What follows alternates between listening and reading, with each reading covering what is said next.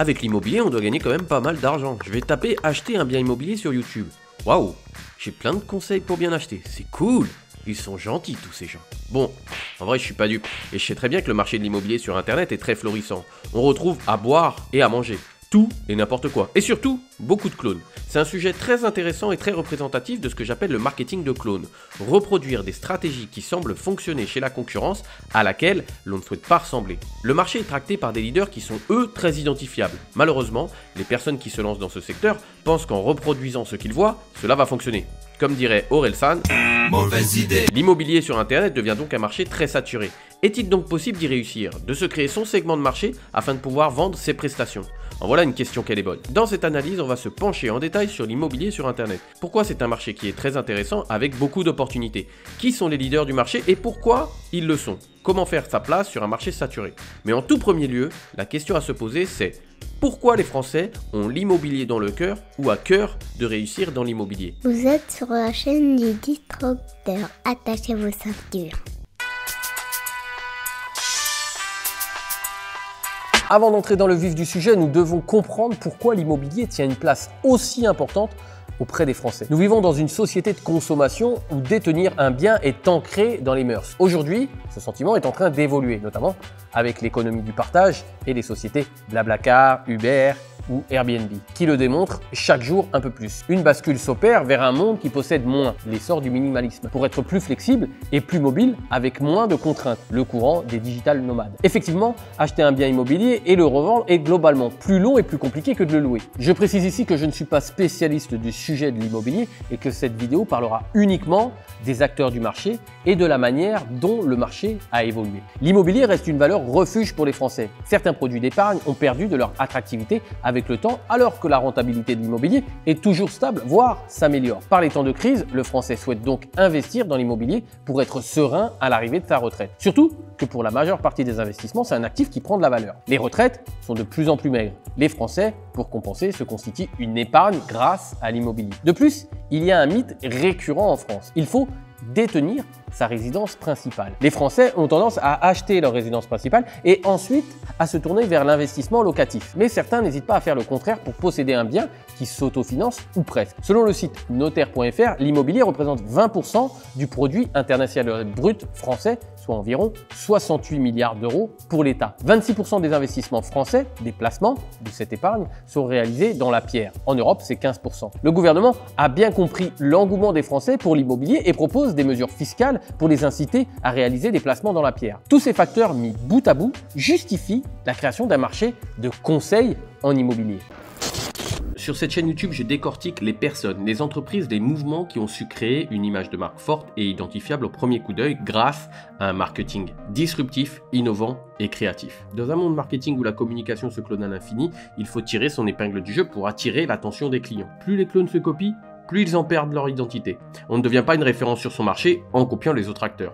Aujourd'hui, dans un monde qui est hyper saturé par une omniprésence constante, comment tirer son épingle du jeu pour ne pas se battre pour avoir des clients? Avec les diverses analyses présentes sur cette chaîne, je fournis beaucoup d'informations pour vous aider à vous différencier. Pour ceux qui veulent aller plus loin avec un contenu plus poussé et plus technique, j'ai créé un cours en ligne spécifique qui détaille les points suivants. Comment devenir un leader innovant pour que vos produits et votre entreprise deviennent irrésistibles aux yeux de vos clients grâce à une image de marque forte et unique. Les 4 phases qui ont révolutionné la manière de faire du business, vous allez être des précurseurs sur la dernière. Comment éviter le brouillard de compréhension et être tout de suite identifié par vos clients en utilisant la stratégie des entonnoirs de vente. Pourquoi le système classique nous contraint à ne pas nous différencier et à penser comme les autres. Pour accéder tout de suite à l'intégralité de ce cours offert, cliquez sur le premier lien en description sous cette vidéo, entrez votre email puis répondez à un court sondage. Le lien est juste en dessous de cette vidéo. À vous de jouer pour devenir unique sur votre marché.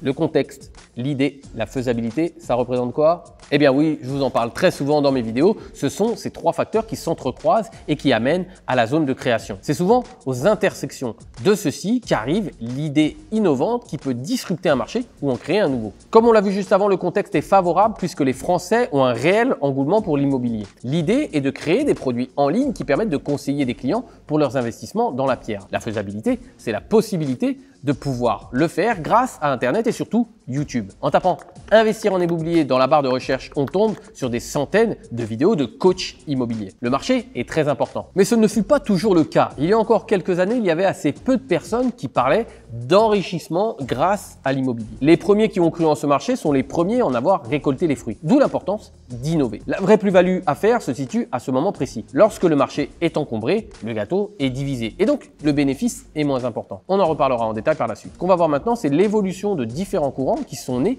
avec leurs leaders qui eux-mêmes ont créé des innovations incrémentales dans ce marché. En gros, celle-ci, c'est lire une étude de marché et l'optimiser. Une fois avoir pris connaissance de ce qui se passe sur son marché, on décide de le modifier par petites touches sans s'éloigner du modèle existant. L'innovation incrémentale est en opposition avec l'innovation de rupture qui impose de changer de terrain de jeu. Celui-ci propose un changement de proposition de valeur, souvent en allant chercher un autre type de client. Les clients qui achètent demain ne sont pas ceux qui achètent aujourd'hui. Pour établir le schéma dont nous allons parler maintenant, je me suis fié aux dates de création de chaînes YouTube. Cela reste une estimation puisqu'il y a pu avoir des blogs ou des sites internet qui sont arrivés avant. Je pense que c'est tout de même représentatif de ces différents courants. Faisons donc un retour dans le passé en novembre 2009 qui voit arriver la chaîne YouTube du pionnier du marché des coachs immobiliers sur Internet, El Padrino, j'ai nommé Olivier Segan. Quelques années plus tard, en janvier 2011, la chaîne YouTube Business Attitude de Cédric Anissette est créée. Le marché opère un changement. Cédric est plus jeune, plus en mode beau gosse, qui peut plaire à différents types de personnalités. Les jeunes peuvent s'identifier plus facilement à lui. De plus,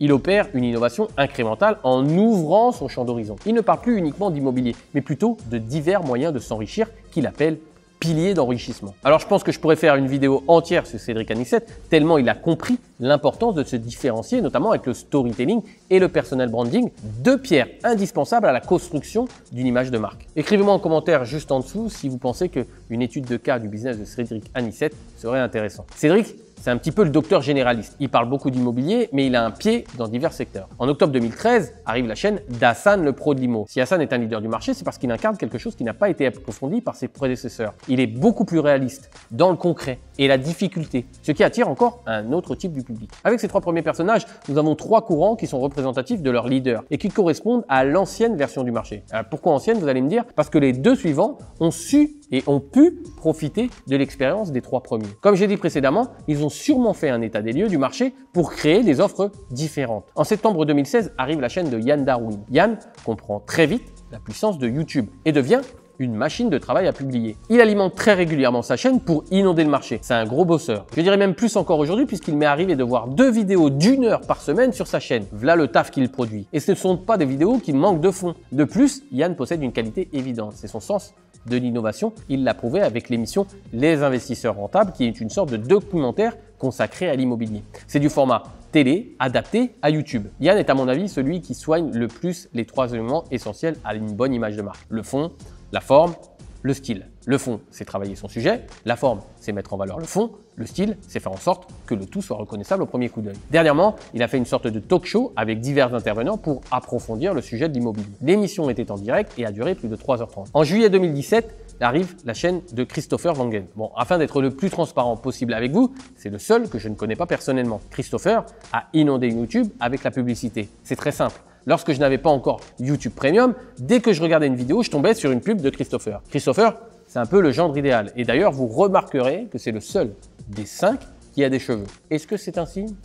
Je vous laisse me répondre en commentaire. Bien évidemment, il existe d'autres acteurs sur ce marché. Mais de ce que j'ai pu relever, ces 5 personnes représentent des courants bien différents. Ils sont tous les 5 innovants et reconnaissables au premier coup d'œil avec les différents éléments qu'ils ont mis en place pour créer une image de marque unique. On préfère un leader ou un autre, on achète chez lui plus par l'image qu'il dégage que par ses réelles compétences. Globalement, elles se valent toutes. D'où l'importance de travailler son image de marque et sa différenciation. Mais le marché ne s'arrête pas à ces 5 personnes. Plus le marché a avancé et plus il s'est ouvert. Mais le problème dans tout ça, c'est que les concurrents de ces leaders n'ont pas pris en compte un élément essentiel. Le marché de l'immobilier est segmenté en plusieurs parties. La partie la plus importante concerne simplement l'achat de sa résidence principale. C'est le gros du marché. Si on voudrait établir une courbe du marché de l'immobilier sur Internet, voilà ce que ça donnerait. Au centre, avec la plus grande partie des concernés, on aurait l'acquisition de sa résidence principale. Puis, en s'éloignant vers les extrémités, d'autres segments arrivent comme l'achat-revente, la colocation, la location courte durée, la division de biens, la sous-location, bref, il y en a plein. C'est un marché qui est arrivé à maturité et qui permet donc de voir arriver tout un tas de nouveaux acteurs. Le problème, c'est que la majeure partie d'entre eux ont observé ce que les leaders faisaient et l'ont simplement dupliqué. Forcément, si ça fonctionne pour eux, ça fonctionnera pour moi. C'est sûrement ce qu'ils doivent se dire. Alors que quand on regarde les principaux leaders, ils ont tous amené quelque chose de différent. Il faut cultiver la différence et non l'indifférence! Revenons-en sur la définition du marketing de clone. Reproduire des stratégies qui semblent fonctionner chez la concurrence à laquelle l'on ne souhaite pas ressembler. Si l'on prend l'exemple de Cédric Anissette, il a plusieurs programmes qui apprennent à créer un business sur Internet. Il crée donc lui-même sa propre concurrence. Ses clients, voyant que ça marche pour lui, décident donc de reproduire les stratégies qu'il leur a inculquées. Et donc, on se retrouve sur Internet avec des personnes qui ont acheté peut-être 2 ou 3 biens immobiliers et qui se prétendent coach immobilier. Ce phénomène entraîne des problèmes. Le premier est que cela augmente la concurrence et donc diminue le nombre de parts de marché. Le second est que cela nuit à l'image des coachs en immobilier. Alors il en existe sûrement de très compétents, mais dans le bruit de cette nombreuse concurrence, la qualité se perd. On peut même constater chez certains ersatz de ces leaders qu'ils reprennent exactement les mêmes codes, la même gestuelle, la même manière de s'exprimer, les mêmes mots, les mêmes stratégies de communication et de marketing. Quel est l'intérêt d'aller voir la doublure plutôt que l'original? Préférez-vous acheter une Rolex ou une Rolux? Préférez-vous la marque Apple ou Pinapple? Les leaders ont plusieurs avantages. Comme ils sont présents depuis un certain moment, ils bénéficient d'une autorité de longévité. On a naturellement plus confiance en une entreprise qui est présente sur le marché depuis longtemps, plutôt qu'une nouvelle entreprise qui n'a pas encore fait ses preuves. Si on reprend l'exemple d'Olivier Seban, il est présent depuis 2009, plus d'une dizaine d'années. Il a donc une certaine avance pour engranger un maximum de témoignages clients qui peuvent lui servir à développer son autorité. Être présent depuis longtemps amène plus de notoriété. La chaîne YouTube de Cédric Anissette compte près de 300 vidéos, soit environ 30 vidéos par an, 2,5 par mois. Cela a contribué à sa notoriété puisqu'il a plus de chances d'apparaître dans les résultats de recherche de YouTube. Troisième argument, et non des moindres, la force de frappe. Maintenant que ces leaders ont un business établi, ils ont un effet de levier beaucoup plus important. En voici 2 exemples. Yann Darwin possède 190 000 abonnés à ce jour. Lorsqu'il publie une nouvelle vidéo sur sa chaîne YouTube, une partie de ses abonnés seront notifiés. Pour être notifié, il faut activer la cloche juste à côté du bouton s'abonner sur une chaîne YouTube. D'ailleurs, j'en profite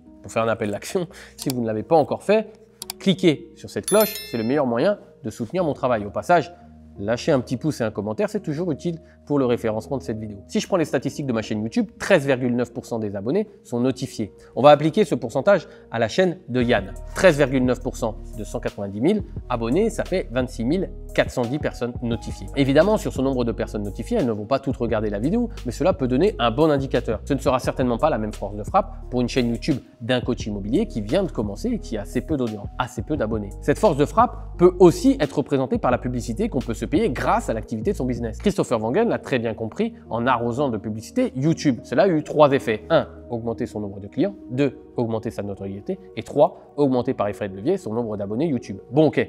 Si vous êtes coach immobilier et vous venez de vous lancer sur YouTube, vous vous dites à ce moment précis de la vidéo, ok, j'ai aucune chance, tu m'as démoli le moral, Francky. Eh bien, vous trompez. En fait, tous ces avantages sont également des inconvénients. Il y a clairement une possibilité de réussir sur ce marché, mais pour cela, il faut sortir du marketing de clone.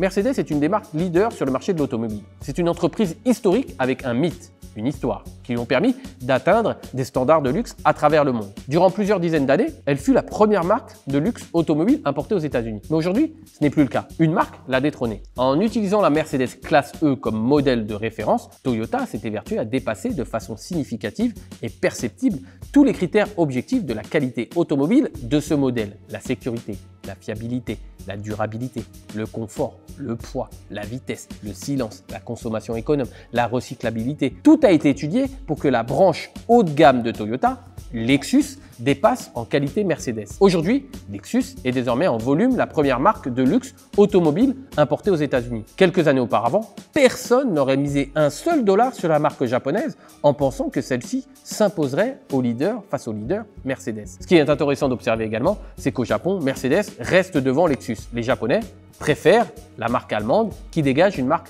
plus luxueuse. Lexus ne reste à leurs yeux qu'une branche de plus à la marque Toyota. Je pense que ce sujet entier pourrait faire l'objet d'une vidéo. Si vous pensez que c'est le cas et si vous êtes chaud pour que je travaille sur ce sujet, écrivez-le dans la zone commentaire, juste en dessous, sous cette vidéo. Il est donc tout à fait possible d'aller bousculer une marque ultra leader sur le marché. Quelle stratégie a utilisé Toyota pour aller déloger Mercedes de son fauteuil de leader de marché automobile aux États-Unis? Le leader a bien souvent une position historique sur le marché, ce qui veut dire qu'il a déjà fourni un certain nombre de produits et de contenus. En les disséquant, on peut facilement constater les points forts et les points à améliorer de ce leader. C'est exactement ce qu'a fait Toyota avec la Mercedes classe E. Ils ont pris un très bon produit de la concurrence, ils l'ont analysé pour fournir un meilleur produit. Appliquons cela au marché de l'immobilier sur Internet. Chacun des leaders dont j'ai parlé précédemment possède des qualités indéniables. Bah oui, sinon il ne serait pas leader. Cela va de soi. Je vous dis souvent dans mes vidéos YouTube qu'il ne faut pas se laisser influencer par son marché. Cela trouble la vision qu'on peut en avoir. C'est un des pièges du marketing de clone. Mais cela ne veut pas dire qu'il ne faut pas